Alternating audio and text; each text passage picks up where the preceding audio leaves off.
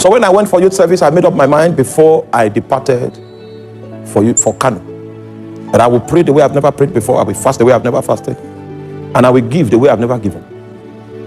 That was my resolve. In order to help me keep my vow, when I got to camp, they stole my meal ticket. So the possibility of going back on my promise did not exist because the options were not many. May your meal ticket be. They stole my meal ticket the first night upon my arrival at the camp. All right, welcome to Like Christ Always. You know, in this video, Apostle Arome Osayi has shared his lifetime, what he went through in becoming a priest, or if you like, a pastor. You need to listen, especially for those of you who desires to becoming a priest or a pastor. He said what it means to be a priest. I need to listen, be blessed, get wisdom. You know, you can be part of the comment, subscribe to our YouTube channel, like and make your comment. Till we meet again, remain blessed. It's very convenient for sleeping.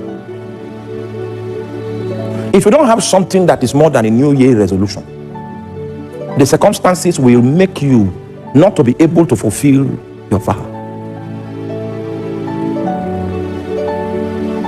So I began to push in prayer, began to push in fasting, began to push. Those were the days when camp was 30 days. And after 30 days, we were released. I got to the place where my accommodation was, and I continued in my prayer and fasting. The place was conducive. I found a hill. That is where I used to climb for my prayer. So when I come back from work, sometimes I come back from work by 5. I climb the mountain. I come back from the mountain by 11, sometimes 12 midnight, some other times. And I maintained it on a daily basis. So I was praying for January, prayed February, prayed March, prayed April, prayed May, prayed June. In June, God now told me, it was very clear. He said, I can see you are praying. So I got angry. I said, I've been praying since January. What is the meaning of that thing you came to? You know why? I was not trained. The reason why God spoke to me and told me those words that we may consider not to be important is because he had already scheduled the day of the appointment. And the way I was going, Satan was beginning to weary my heart because God seemed not to be responding. So in order not to allow Satan succeed with his mind bending, God said, I see you are praying. The meaning is you have not reached the day of the appointment. Continue doing what you are doing. When the day of the appointment reaches, you will have your encounter. That was a prayer I did, that I counted how many days I fasted. So it took 264 days before God encountered me. I will not be here today preaching to you if I didn't have that encounter. 264th day, I finished from my prayer on the mountain, came back into the room, because the prayer started becoming so intense that when I come from work with my tie, if I'm late, I don't drop it. I take the tie to the mountain. So I came back from the mountain with my tie on, entered into the room to remove my tie. It was 12 midnight. Right? That was when I ran into 4 angels. The suspended time, this thing you call time, was suspended.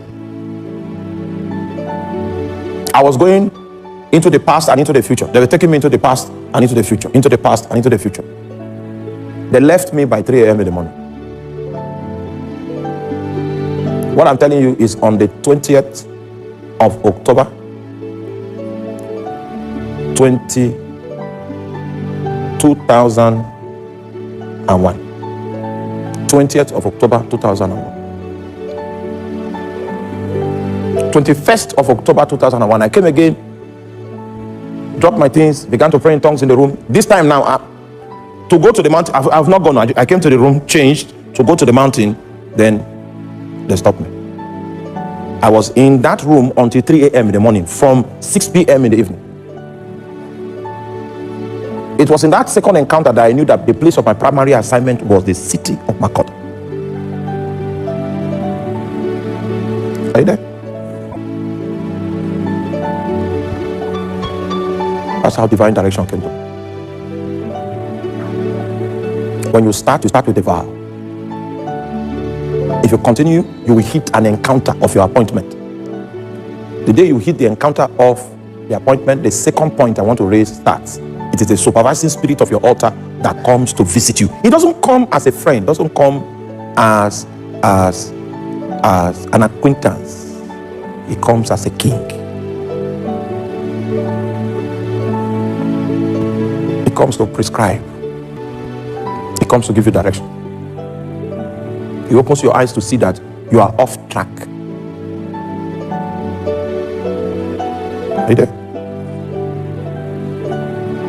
So the human attendant must commence his assignment of priesthood with a solemn vow.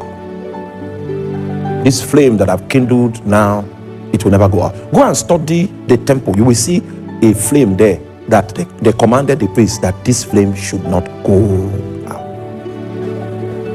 Priesthood is a lifetime thing. It's not hit and run. If you are not ready to begin, no problem. Go become a nominal Christian. But the day you get ready, just know that this fire that I'm kindling now, I will kindle it for life. If you are not ready for that challenge, don't worry. It's not for everybody. 264 days before God came.